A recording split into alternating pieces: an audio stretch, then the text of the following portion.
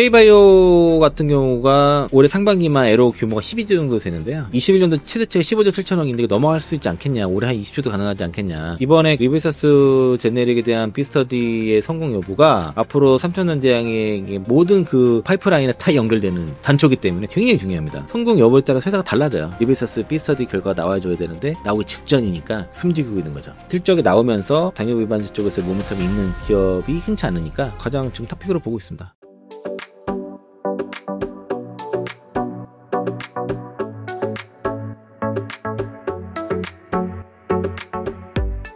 이사님, 그 작년부터 그 바이오 섹터에 대해서 되게 강조를 많이 해주고 계신데, 바이오 сек터 실제로 굉장히 주가가 많이 올랐다가 최근 약간 주춤하는 느낌이긴 한데, 바이오 섹터 좀 어떻게 보시나요? 오늘 폭등했습니다. 아, 오늘 폭등했나요? 오늘 많이 올랐습니다. 삼성바이오, 특히 삼성바이오도 이재용 회장님 부재 때문인지 또 오늘 올랐더라고요. 한 4~5% 올랐던 것 같고, 오늘 펩트론이 20% 넘게 올랐었죠. 야, 많이 올랐네요. 예, D&D 파마테도 오늘 온라인 IR 한다면서 많이 올랐고, 그러니까 이제 바이오텍, 알보리, 알테오젠은 오늘 별로 안 올라. 어제 급등했죠. 네. 알테오젠, 보르노이, 리가켄바이오, ABL 바이오, 대형 바이오텍이고 거기 비만 치료제가 플러스돼서 그렇게 많이들 오르고 있고요. 차트를 제가 코스피랑 코스닥 월봉 차트를 갖고 왔는데 이게 7월 15일 기준이에요. 그러니까 이제 3,200까지 코스피가 돌파가 나왔었고 그리고 코스닥은 810을 돌파했습니다. 근데 보시면 이 월봉 차트 보면은 21년도 거의 부근까지 지금 코스피는 올라왔지 않습니까? 네. 근데 코스닥은 아직 멀었어요. 지난해 7월 걸 정도 회복을 못했어. 그러면 이거 키 맞추기 하려면 적어도 이거 1000포인트 가든지 아니면 950포인트는 가줘야 되거든, 코스닥이. 그러면은 이 코스닥이 키 맞추기를 한다고 했을 때 어디가 올라가야지 되는지를 보면은 7월 15일 기준 시가총액 상위 종목들 리스트를 좀 해봤거든요. 그러니까 이제 바이오에서는 알테오젠, HLB, 펩트론, 리가켄 바이오, 삼천단제약, 코롱티슈진, 에이벨 바이오, 젠백스, 보로노. 요게 이제 바이오 쪽에서 시가총액 상위에 있는 종목이고요. 오늘 보면은 펩트론 급등, 리가켄 바이오, 삼천단제약 돈이 많이 올랐고, 보로노이는 최근에 좀 올랐다가 약간 주춤하는데 빠지진 않아요. 그리고 에이벨 바이오도 오버행 이슈 때문에 빠졌다가 오늘 또 어제 급반등, 오늘 또 추가상도 나오고, 젠백스는 워낙 많이 올랐었죠. 그러고 나서 이제 조정 구간인데 오늘 좀 3% 반등 나왔고요. 코롱티슈도 많이 올라간 종목이고, HLB는 잘 모르겠습니다. 그 2000년 에코프로 BM, 그 로봇은 레인보우 로보틱스, 피부 미용에서는 파마 리서치, 슈제, 클래시스, 실리콘2, 엔터는 SN, JYP 엔터, YG 엔터, 테이먼트가 있고, 반도체 리노공업, 이오테크닉스, HPSP, 파크시스템스, 게임은 펄라비스 이렇게 있는데 이런 종목들 가야 되잖아요. 네. 근데 종목 군과 시가총액 큰 상에 봐도 바이오가 많잖아요. 네. 여기가 움직여야 되는 거죠. 그러면은 코스닥과 코스피 간에 그 코스피와 코스닥 간에 키 맞추기 위해서는 바이오 섹터가 움직여야 된다. 근데 오늘 급등했죠. 원래 그 바이오 쪽 코스피든 코스닥이든 가장 그냥 안전빵 소위 말해서 좀 무난하게 투자하면은 그 알보리 투자하면 되긴 했었어요. 알테오젠, 보르노이, 리가켄 바이오 그렇게 알보리라고 얘기하는데 알테오젠이 얼마 전에 7월 8일에 하나증권에서 리포트가 나왔는데 목표가 55만 원 상향하고 코스피 이전했을 때 시가총액 30조 이상 가능하다 이렇게 얘기라서 이거 기대감 때문에 좀 올라오기도 했었고요. 그리고 어제는 그 ALT-B4에 미국에서 물질 특허 등록이 나오면서 이게 그저께는 물질 특허 기대감 어제는 등록되면서 장중에 막 5% 넘게 올랐었다가 미리 알고 세론이 나오더라고요. 그러니까 선춤했던 사람들이 매도하는 그런 모습들이 나타나서 오늘 좀 쉬는 모습이었고 그 미래셋에서 올해 하반기 제약바이오 섹터가 반등할 것으로 좀 기대를 하고 있습니다. 코스피 의약품 회복, 코스닥 의약품도 강세 지속할 것으로 얘기를 하고 있고 빅파마들의 그러니까 첫 번째는 이제 미국발 정책 프로젝트 관세 문제, 약가 인하 이런 거에 대해서 좀 그동안 반영이 되면서 주가가 부진했지만은 완화가 될 것으로 보고 있고 빅파마들의 그 M&A라든가 라이센스 아웃 그런 파트너십 증가가 나타날 거로 보고 있는 거죠. 그 대표적인 종목들 이렇게 큰 종목들 유한양이 오늘 실적 때문에 확 급등했죠. 네. SK 바이오팜, 셀트리온, 삼성바이오 로직스, 유한 그런 것들 기대하고 있는 거고 키움에서도 지금 그 하반기 여전히 그 반등을 보고 있어요. 대형사들의 삼성바이오 로직스, 셀트리온, 대형 제약사가 SK 바이오팜, 유한양의 한미약품, 바이오텍에서는 리가켄 바이오, 알테오젠, 에이벨 바이오, 그리고 바이오텍 2에서는 올릭스, 보로노이, 펩트론, 지아 이노베이션, D&D 파마테, 삼천단제약 이런 식으로 꼽았습니다. 그래서 그거 언급된 내용 종목 회사들은 잘 관심 있게 보시면 전 좋을 것 같고요. D&D 파마텍이나 펩트론이 오늘 신고가 건 유의하셔야 될 것 같고요. 매수는 좀 부담되지 않나. 아시는 분이 D&D 파마텍을 11만 원에 샀다고 하시더라고요. 근데 그분이 5만 원에서 나한테 D&D 파마텍 안 좋다고 얘기했거든요. 약간 사기는 이렇게 얘기하다가 갑자기 10만 원, 11만 원에서는 좋다고 얘기해주네요. 조금 조심해야 된다, 그 종목들은. 조심하기보다, 임상 데이터 이번에 나온 거 보면 진짜 좋거든요. 네. 그러니까 저도 깜짝 놀랐어요. 데이터 보면서는 굉장히 잘 나왔어요. 그거는 네. 이제 기술력 있는 건 인정해 줘야 되는 거고요. 주가가 많이 올라서 그런 거지, 이번 임상 데이터 정말 잘 나온 겁니다. 그럼 실적이나 임상 데이터 기대감 확실한데, 어쨌든 단기 너무 무등했으니까. 뭐 그 정도고요. 그러니까 실적은 아직 안 나와요.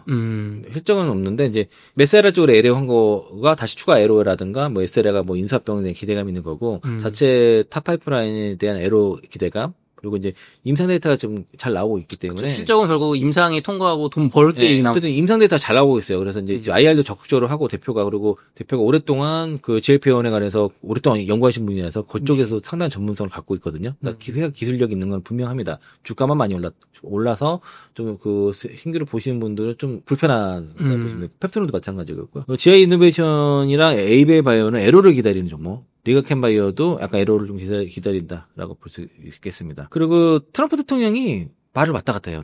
제약바이오가 2월 달에 부진했던 이유가 의약품 관세 매기겠다고 해서 그런 건데 지금은 이제 1년에서 1년 반 유예한다고 말했다가 갑자기 또 8월 1일까지 부과하겠다고 또 어제 또 말을 또 바꿨어요. 요거는 그 EU와의 관세 협상 때문에 그렇게 했다는 얘기가 좀 많이 있습니다. 그래서 그게 좀 정통한 내용 것 같아요. 이사님, 만약에 이게 최악의 경우에 8월부터 관세 부과하겠다고 하면 제약바이오의 좀 상승세는 좀 꺾일 수 있는 건가요? 아니요. 그러니까 시간을 확실한 거죠. 시간을 번 거죠. 왜냐면은 8월 1일 시행 예정이고 아직 확정된 게 아니고 하더라도 낮은 수준의 관세만 하고 미국으로 이전할 수 있는 시간을 줘가지고 1년 이상 줘서 최소 1년을 줘서 이전할 수 있는 시간을 주겠다는 거니까 그러면은 그때까지는 적어도 관세 이슈에서 일단 벗어난 거죠. 심각한 문제 아니다. 네, 그래서 오히려 이제 그거에 지금 그래서 의약품 관세를 쉽게 부과하지 못할 거라고 좀 사실 보는 것도 있고 시간이 충분하다. 1년 반이면 충분하다 이렇게 보는 겁니다. 좋습니다. 그럼 바이오 섹터가 참 많은 분들이 전망이 또 궁금하실 것 같아요. 이제 뭐 쭉 더 치고 나갈 일만 있는 건지 코스피를 따라갈 때 아까 이제 제약바이오들이 한번 올라가줘야 된다고 하시는데 그게 정말 오를 수 있을까요? 네, 그러니까 알테오젠이 신고가를 가면서 안 올라가는 거 막 찾기 시작한 거죠 지금. 네. 유한양도 그동안 그렇게 안 올라다가 실적 모멘트 붙여가지고 확 치고 가고 또 오병 이슈가 있는 기업들도 오늘 다 종목도 치고 가더라고요. 나름의 모멘텀을 다 붙여가지고. 또 에로가 나올 만한 애들은 뭐 앞타바이오 같은 경우는 에로가 나오지도 않았는데 또 나올 것 같다는 뉴스로 막 급등도 나오고. 또 일동제약 같은 경우에 자회사에서 만들고 있는 이제 비만 치료제 그것도 막 모멘텀 받아서 막 올라가고 이러는데 K바이오 같은 경우가 올해 상반기만 에로 규모가 12조 정도 되는데요. 요게 좀 21년도 최대치가 15조 7천억인데 넘어갈 수 있지 않겠냐. 올해 한 20조도 가능하지 않겠냐. 지금 에이벨바이오가 GSK와 했던 4조 1천억 규모 수준의 에로도 기대를 하고 있고 지금 GI 이노베이션 같은 경우에는 GI 102 에로를 주로 얘기를 하고 있는데 대표가 만약에 통째로 다 쪼개지 않고 통째로 가져가면 10조는 줘야 되지 않겠냐. 10조 이상을 얘기를 하고 있는데 가봐야 알겠습니다. 그것도. 근데 어쨌든 GI 이노베이션, 에이벨바이오가 좀 에로 기대감이 높은 종목들 중에 하나고요. 이제 에이벨바이오 같은 경우도 어쨌든 특히 이제 그래파드 B 뇌혈관 장박이 하는 BBB 전달 플랫폼입니다. 그래서 이제 보통 뇌혈관 장박이 약물이 다 추가를 못 하는데 그걸 추가할 수 있도록 하는 그런 플랫폼이고 뇌 질환의 필수적이라고 보시면 되겠죠. 그거에 대한 검증을 받았기 때문에 추가적인 조 단위의 에로가 또 나올지가 기다리고 있는 거고 나올 경우에 지금은 주가가 훨씬 더 많이 올라갈 수 있는 업사이드가 있을 것 같고요. 알테오젠 같은 경우가 2조 규모의 SC 제형 변경 기술인 ALT B4 수출했죠. 그리고 어제 특허 미국 물질 특허 받은 거고 이러면서 이제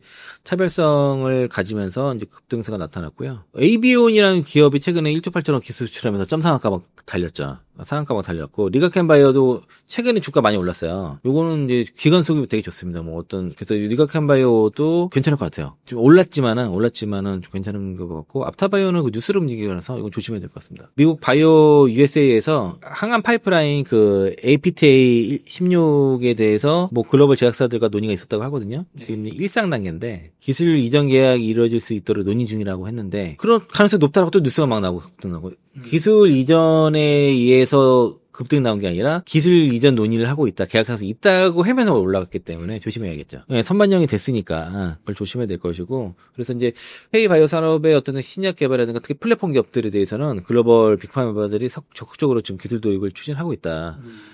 라고 그렇게 보시면 좋을 것 같고요. 그러니까 이런 이제 빅파마들은 뭐 에러라든가 특허 이슈에 해결된 기업들은 지금 주가 흐름이 좋고 기대감도 높은 상황인데 다른 섹터로 보면 비만 치료 종목들이 다 급등했어요. 대표적인 기업들이 보면은 뭐 펩트론 오늘 많이 급등했고 일동제약도 최근에 많이 올랐죠. 케어젠이라는 기업이 있고 D&D 파마텍, 뭐 킵스파마, 이메티디랩 등도 있는데 뭐 그런 기업들이 있다라고 이렇게 보시면 되겠고 그리고 이제 빠지게 3,000단자의 정도는 빠졌습니다. 근데 이제 그 비만 치료제 시장 자체가 앞으로 그 2030년을 봤을 때 연평균 20% 이상 성장한다고 보고 있습니다. 특히 GLP-1 유사체가 들어간 그로 만든 비만 치료제가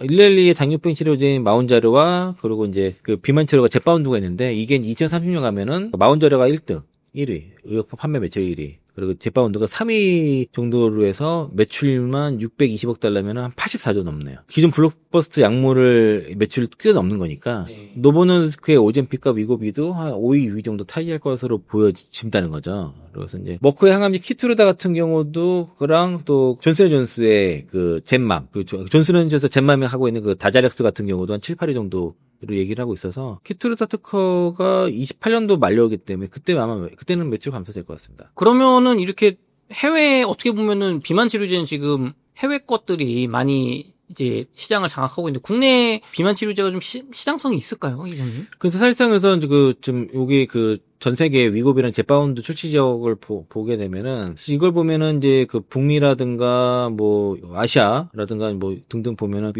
사실 릴리랑 노보노디스크가 다 장악을 한 거라고 보는데 아직은 더 확장될 가능성도 높아 보이고 이거 초기 단계라고 보시면 되는데 그래도 전 세계의 그 비만 치료 시장을 다 양분하고 있는 릴리와 노보노디스크의 경쟁을 뚫고 새로운 비만 치료가 들어가기는 정말 어렵죠. 그거보다도 제가 주목을 하는 거는 일단 뭐 비만 치료제 관련 종목들 많이 있어요. 펩트론 나름대로의 그 플랫폼을 가지고 있으면서 올라가는 거고 뭐 일동제약은 뭐 요즘 한양증권에서 많이 미는 종목이에요. D&D 파마텍도 대표가 워낙 IR을 많이 하고 저희 제가 다른 데 출연하고 있는 채널에서도 이거 요즘 많이 밀고 있거든요.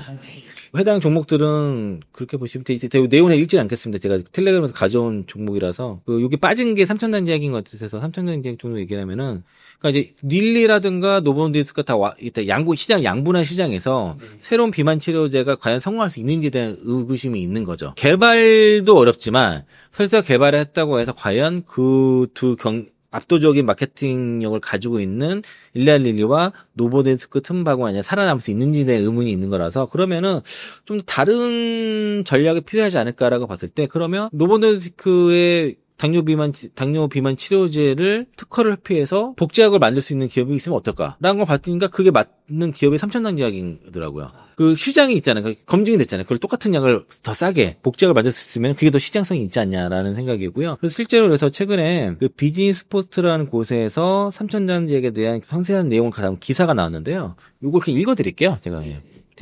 제가 따로 분석한 내용이 그 기사 내용을 요약을 제가 한 건데, 3,000장 제약 경구용 당뇨 비만 치료제 상업화 일부 직전, 윤대인 소유 경영 승계 밑그룹. 요게 제목이고요. 3,000장 제약이 자체 개발한 경구제 변형 플랫폼을 활용한 경구용 당뇨 비만 치료제 제네릭의 상업화가 임박했다는 거고, 현재 핵심은 경구용 세마글루타이드의 그 B스터디, 생물학적 동능성 시험이라는데 B스터디 최종 결과 발표가 앞두고 있는 겁니다. 이게 지금 이달 안에 나올 것 같아요. 왜냐면 주주총회가 7월 30일인데 주총 전에 발표한다고 했으니까 이달 안에 나오겠죠. 그리고 그 회사는 그 오리지널 의약품인 노보노디스크의 리베이서스 특허 물질 만료 시점인 2026년에 맞춰 제품 허가를 목표로 하고 3,000원 제약은 자체 기술인 에스페스 플랫폼을 통해서 리베이서스의 제형 특허를 회피할 수 있다고 주장하고 있고요. 이를 통해서 26년 물질 특허 만료와 동시에 시장에 진입하는 조기 상업화를 기대를 하고 있다는 겁니다. 조기 상업화에 성공할 경우에 최소 5년간 세계 유일의 경구용 세마글루타이드 제네릭 시장을 선점할 수 있을 것으로 전망하고 당뇨 적응증은 26년, 비만 치료제 비만 적응증은 27년도 허가 목표를 하고 있는 겁니다. 비만 치료제 위고비에 대해서 올해 연말까지 그 FDA 품목 허가를 목표를 하고 있거든요. 그게 나오면 곧바로 복제약 그 삐스터디 해가지고 복제가 만들겠다는 게 삼성전자제약의 전략이고, 삼성전자제약은 세마글루타이드 성분뿐만 아니라 터제파타이드, 리라글루타이드 등의 당뇨 및 비만 치료제도 개발하고 있는데, 특히 터제파타이드는 일라일리 약물이에요. 네. 이게 그 2039년까지 특허 걸렸기 때문에 이게 삼성전자약이 복제약을 만들거나 독자 개발하는 건 어렵습니다. 지금 하고 있는 거는 계량 시장을 하고 있는데 아마 일라일리와의 협업이 예상이 되는데 뭐 오늘 함구하고 있어서 그냥 공식적으로 나온 건 없습니다. 오너일과 승계와 맞물린 시장의 관심이라고 나왔는데, 그러니까 이 승계가 최근에 그 지분 그 증여가 있었어요. 네. 그 윤대인 회장이 장남 말고 딸 윤누나와 사위 전인석 대표에게 이제 삼성 주식을 증여했거든요. 7월 24일 기준이니까 앞뒤로 2개월이잖아요. 그 증여세 내는 게. 네. 그것 때문에 주가 못 간다는 얘기도 있는 상황인데 지금은 주가가 삼각수렴을 하고 있고 일반적으로 주가가 낮을 때 오너일가의 그 지분 증여가 이뤄지는 경향이 있어서 이는 내부적으로 상업화 성공 가능성을 높게 보고 있다는 신호를 해석된다는 거죠. 그러니까 지금 삐서드 발표를 앞두고 있는데 그게 성공적으로 발표했을 경우에는 주가가 많이 올라갈 가능성이 상당히 높거든요. 그 전에 했기 때문에 보면은 상업화 성공 가능성이 높지 않겠냐라고 그렇게 해석을 한다는 거고 다만 이제 상업화의 불확실성에 대해서 얘기하는 게 생동수연 성공하더라도 과연 그게 상업화가 완전히 보장되는 건 아니다라는 거죠. 그런 얘기를 좀 하는 겁니다. 거고 여전히 뭐 이제 특허 침해 가능성도 확인해야 된다는 얘기를 하는 겁니다. 그래서 이제 삼성전자 관계자는 생동성 시험 결과는 발표 시점에 맞춰 보도 자료와 IR 자료 등을 통해서 공개 예정이라 해서 이건 기다려 보셔도 됐고요. 그러니까 삼성전자약 주주들이 많이 힘드실 수 있어서 다른 바이오에 비해서 좀 더 못 가니까 기다리는 되지 않나. 굳이 지금 뭐 딴 거 다 갔는데 뭐 갈아타기는 못 했었다고. 네. 그리고 재밌는 거는 삼천당제약을 갖고 계신 분들은 특징적인 비중이 많아요. 이 종목에 대한 확신들이 많다 보니까 비중이 많은 편이에요. 이 종목은 특이해요. 그래서 다른 바이오는 비중을 그렇게 실지 않는데 이삭 이거 몰이다니신 분들도 많고 뭐 50%, 60% 이런 식으로 비중 많이 태우시는 분들이 많기 때문에 그런 분들한테는 이게 되게 중요한 거죠. 사실상 이번에 그 리베서스 제네릭에 대한 비스터디의 성공 여부가 앞으로 삼천전자약의 뭐 당뇨 비만 치료제 경구용으로 복제가 만드는 것뿐만 아니라 경구 인슐린 모든 그 파이프라인에 다 연결되는 단초기 때문에 굉장히 중요합니다. 그래서 이게 성공 여부에 따라 회사가 달라져요. 나오지 않았으니까 주가 못 가는 거죠. 아일리아 가지고는 안 돼요. 아일리아 가지고는 여기서 추세적으로 가기에는 어렵고, 그건 나중에 실적으로 나오겠지만, 그 실적이 확인돼야지 가는 거고요. 결국에는 그 당뇨 비만 치료제에서의 이제 상업화 단계를 가기 위해서는 이 리베서스 비스터디 결과가 나와줘야 되는데, 그게 나오기 직전이니까 숨지고 있는 거죠. 투자 입장에서는. 좀 제발 좀 잘 좀 돼가지고 주가 좀 시원하게 한번 갔으면 좋겠어. 삼천전자 요즘 진짜 힘들할 거예요. 다른 비만제 치료제는 막 급등하고 난리인데 특히 펩트론이나 DND파마트 보면서 엄청 속쓰려들 많이 하실 텐데 근데 삼천전자 투자하신 분들이 그런 종목도 비중 많이 못 실었을 가능성이 높기 때문에 비중 많이 실은 거 잘 가는 게 중요하니까 차분히 지켜보시고 그리고 이제 삼천전자약은 그 경구 당뇨 그 비만 치료제뿐만 아니라 지금 어쨌든 아일리아를 통해서 실적이 앞으로 따박따박 분기 실적 잘 나올 거잖아요. 그러니까 실적이 나오면서 당뇨 비만 쪽에서 모멘텀이 있는 기업이 흔치 않으니까 그럼 뭐 가장 지금 탑픽으로 보고 있습니다. 탑픽으로 삼천전자약을 보고 계시나요? 네, 맞습니다. 요게 통과가 되면은 당연히 좋을 거고 만약에 안 된다고 해도 실적 개선에 의해서 다시 한번 좀 모멘텀 못 쓸 안 되면 안 됩니다. 안 되면은 문제돼요. 안 되면은 급락 나올 것 같아요. 근데 이미 4월 8일에 중간 그 데이터 발표할 때 성공했다고 발표를 했거든요.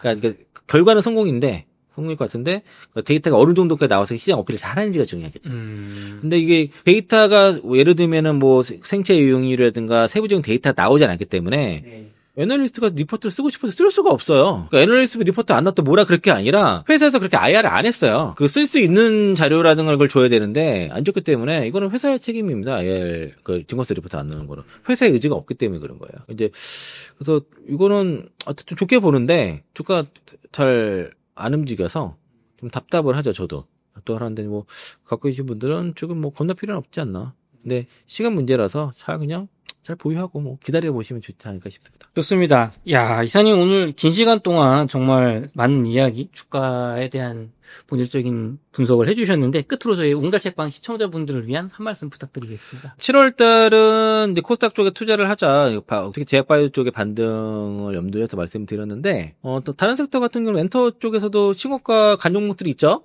그런 종목들은 좀 놔두고 좀 못 가는 종목들 뭐 JYP 엔터 같은 경우는 트와이스가 이제 7월 12일에 컴백을 했거든요. 네.